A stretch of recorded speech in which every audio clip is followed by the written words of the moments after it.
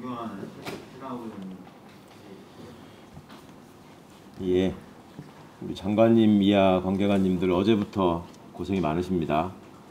많이 애쓰시고 있는 거 알고 있지만 여기서 힘들고 고생하시는 만큼 또 우리가 피해자의 고통 또 그 결단이 얼마나 힘들었을까 조금이라도 좀 함께 느끼고 공감하는 계기가 됐으면 좋겠습니다. 다시 한번 고인의 명복을 빌고 유족들께 심심한 위로의 말씀을 드리면서 질의를 시작하겠습니다.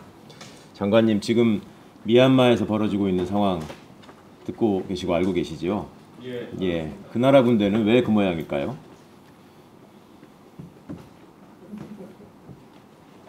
아직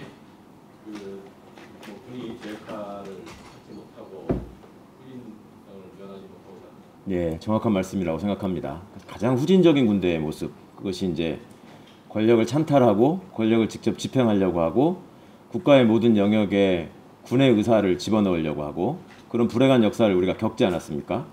그걸 벗어나기 위해서 많이 노력을 해왔고 우리가 민주화가 됐다고 하는 거에 징표로서 들 수 있는 것이 이제 군의 정치 관여를 더 이상 걱정하지 않아도 된 나라가 됐다. 이 단계까지는 온 것 같습니다. 근데 그런 차원에서 우리 군이 지금 잘 알고 계시는 것처럼 헌법에서 군의 특수한 임무를 정하고 있는 조항이 별도로 있고요. 또 장관님의 임명과 관련해서도 문민의 원칙 이런 것들이 이제 표현되고 있지 않습니까? 국무위원 중에서는 유일하실 겁니다. 국방부 장관은 민간인으로 꼭 해야 된다라고 하는 거. 그런 것들이 결국 인권의 발전의 역사, 그 다음에 입헌 민주주의의 성립되는 과정에서 인류가 얻은 교훈을 통해서 이제 군의 정확한 위치가 무엇이고 군은 무엇을 지켜야 하는 것인가라는 거를 헌법에 담은 거죠. 그래서 저는 군이 지켜야 하는 것은 국민의 생명과 안전, 재산을 보호하시는 게 뭐 당연하지만 물리적으로 그런 임무가 있다면 정신적으로 우리 군이 지켜야 하는 것은 대한민국의 헌법 질서와 헌법 정신, 그 안에 담겨 있는 인권 보호의 가치 이런 것들을 보호하고 지켜내는 것이 선진화된 민주국가 대한민국의 국군의 사명이다. 이것이 헌법에 부여한 목표다라고 생각합니다. 장관님 동의하십니까? 예, 네. 그래서 차장님께 제가 한번 여쭤보겠습니다. 지금 어제 국방위에서도 고생하셨는데 오늘 법사위에는 왜 출석하셨는지 아십니까? 네. 군 문제에 대해서 법사위가 왜 관할을 가지고 이렇게 현안 보고를 받는 거죠? 알고 계세요? 네, 우리 국가 차원에서 또 우리 국방 차원에서 저희 공군의 가족 이중사를 지켜주지 못한 책임에 대해서 그걸 말씀드리는 게 아니고요. 공군 총장이나 차장께서 법사위에 출석해야 되는 근거가 뭐냐고. 왜 행안위 같은 데는 안 가시고 법사위에는 나오셔야 되냐고요. 그건 저희들이 군 인사법에서 관련됐습니다. 군인사법이 아니고요. 여기서는 지금 군사법원을 소관합니다. 법사위는 장관님 알고 계시죠? 네. 예, 군사법원이 헌법에 보면은 법원편에 나옵니다. 사법부 편에. 그래서 법사위에서 관장하고 있는 겁니다. 제가 보기에는 유일하게 군사법원에 관한 헌법 정신을 지키고 있는 데가 군대인 것 같고요. 근데 차장님이나 장관님께서 여기 와서 지금 출석 답변하셔야 되는 이유가 현재 군사법원이 처해 있는 딜레마를 말하고 있는 거라고 생각합니다. 군사법원이 사법부 소속이 아니기 때문에 헌법에는 사법부 편에 나오지만 사법부 소속이 아니기 때문에 두 분이 지금 지휘 책임을 지는 입장에서 나와서 답변을 하셔야 되는 거예요. 그죠? 이게 근본적으로 헌법 정신과 맞는 건지부터 좀 한번 생각을 해보셔야 되겠습니다. 그 말씀을 드리는 거고요. 장관님, 군인복무기본법이라는 거, 군인의 지휘 및 복무에 관한 기본법이죠. 예. 정식 명칭이. 그게 언제 제정됐는지 아십니까 혹시? 날짜는 정확히 연도가 2018년입니다. 예. 이게 제정된 계기에 대해서는 혹시 알고 계십니까? 지난번에 이제 국내 이제 이런 데는 안전 사고 문제, 인권 문제 이런 게 있어서 네, 그렇죠. 해동됐습니다. 그게 이제 가장 큰 계기였던 게 윤일병 사망 사건입니다. 2014년 일이라서 선명히 기억을 하실 텐데요. 장관님 그때 혹시 뭘로 근무하고 계셨습니까? 어디 계셨습니까? 2014년에는?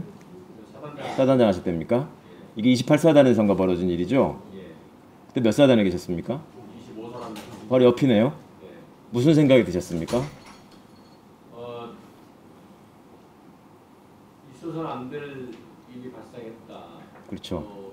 우리 부대는 그런 일이 생기지 않도록 또 정말 철저하게 관리감독 해야 되겠죠. 너무 끔찍한 일이 생긴 것이고 그 반성으로 여러 가지 당시에 국회에서 논의도 하고 제도 개선에 대해서 다 얘기하고 그래서 지금 우리 김영배 의원님이나 여타 의원님들께서 질의하셨던 그 군인권보호관 제도가 군인복무기본법에 처음 도입이 됩니다. 알고 계시죠? 예. 군인복무기본법 이전에는 그러면 군인의 복무나 지위에 대해서 뭐가 규율하고 있었는지 아십니까? 이 법이 제정법이란 말입니다. 개정법이 아니고. 왜 제정이겠습니까? 그전에 없었다는 거잖아요. 그전에는 뭐였는지 아십니까? 인사복지실장님 아세요? 그전에는 뭐였는지? 그렇죠. 군인복무 규율은 법의 체계상 어떤 층위에 있습니까? 법률입니까? 군인복무 규율이? 대통령령이었습니다. 다들 아시는 것처럼 헌법에서 국민의 기본권을 제한할 때는 법률의 근거가 있어야지만 제한을 하도록 규정하고 있습니다. 맞죠? 그래서 국회가 있는 거 아니겠습니까? 그런데 우리 군은 창군 이래로 70년 가까운 세월 동안 아무런 법적 근거 없이 장병들의 기본권을 제약해왔단 말입니다. 군복무를 하게 되면은 신체의 자유가 제한되죠. 머리를 깎아야 되고 군복을 입어야 되고 통신의 자유도 제한됩니다. 아무 때나 전화도 할 수 없었고 거주 이전의 자유도 제한되는 면이 있고 여러 가지 기본권이 제한됐는데 그거 근거가 뭐냐고 물어보면 대통령령이었어요. 법률이 아니고. 이만큼 우리가 헌법 정신으로부터 멀어져 있었다. 인권의식이 그만큼 도태돼 있었다. 거기서 저는 지금 여러 위원님들께서 지적하시는 이게 과연 여기서의 다짐, 제도 개선 이걸로 근본적인 해결이 될 수 있겠느냐. 지금 다른 위원님들께서 숫자 지적하셨지만 장관님도 잘 알고 계시지만 여러 차례 비슷한 상황이 있었고 여러 차례 참혹한 희생이 있었고 그때마다 국방부가 놀지는 않았습니다. 뭐든 대책을 마련해서 발표했고 근데 지금 마련해서 발표하시는 것도 결국 그 틀을 저는 벗어나지 못할 거라고 생각하는데 제가 아쉬운 것은 업무보고를 하는 내용 중에서도 군사법제도 개선에 대한 얘기만 있지 인권보호관에 대한 아무런 판단이나 언급이 없으시다는 거. 이 부분은 저는 굉장히 유감스럽게 생각합니다. 반드시 입장을 좀 정확히 해주셨으면 좋겠고요. 군사법제도 개선의 취지, 그 다음에 그 목표, 국방부의 역할에 대해서는 제가 보충 질의 시간을 통해서 다시 한번 여쭤보도록 하겠습니다.